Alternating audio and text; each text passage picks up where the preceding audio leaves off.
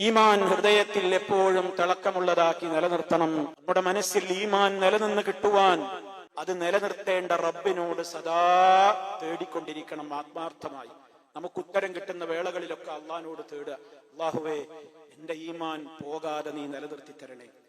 തന്റെ ജീവിതത്തിന്റെ ഓരോ സെക്കൻഡുകളെ കുറിച്ചും നമ്മളെല്ലാ ഡെയിലിയും കിടക്കുമ്പോൾ ഒന്ന് ആലോചിക്കണം.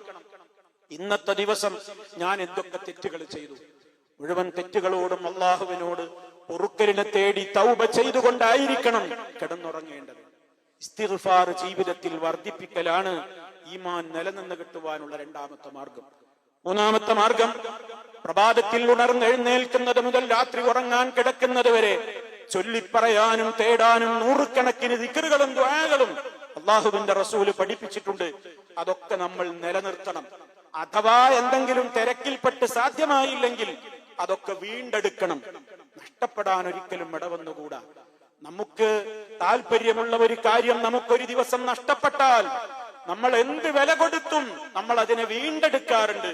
എന്താണ് കാരണം? എനിക്കതിന്റെ പ്രയോജനം ശരിക്കറിയാം. അതുകൊണ്ട് അത് പോയാൽ വലിയ നഷ്ടമാണ്. അതുകൊണ്ട് ഞാനത് വീണ്ടെടുക്കും.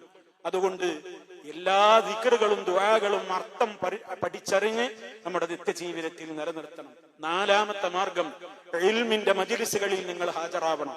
അള്ളാന്റെ ഖുർആനും ഹദീസും പഠിപ്പിക്കുന്ന സ്ഥലങ്ങളിൽ നിങ്ങൾ ഉണ്ടാകണം. കാരണം ഉപദേശങ്ങൾ കേൾക്കുമ്പോഴേ മനുഷ്യ മനസ്സുകൾ നന്നാവുകയുള്ളൂ.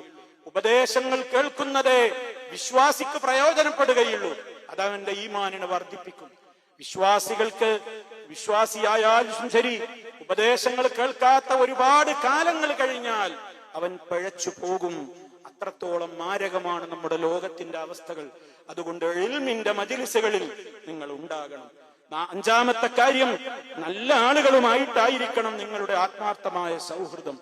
നിലപാടുള്ളവരുടെ കൂടെ ആയിരിക്കണം നിങ്ങൾ എപ്പോഴും ഉണ്ടാകേണ്ടത്. അവസരത്തിനനുസരിച്ച് നിറം മാറുന്ന ആളുകളോടൊപ്പം നിങ്ങൾ സൗഹാർദ്ദത്തിന് പോകരുത്. നിങ്ങളുടെ ആത്മാർത്ഥ ക്ലോസ് ഫ്രണ്ട്സുകൾ എപ്പോഴും നിലപാടുള്ളവരായിരിക്കണം. അവരുടെ കൂടെയാകുമ്പോ നിങ്ങൾക്കും ആ ഒരു നല്ല സ്വഭാവം ഉണ്ടാകും.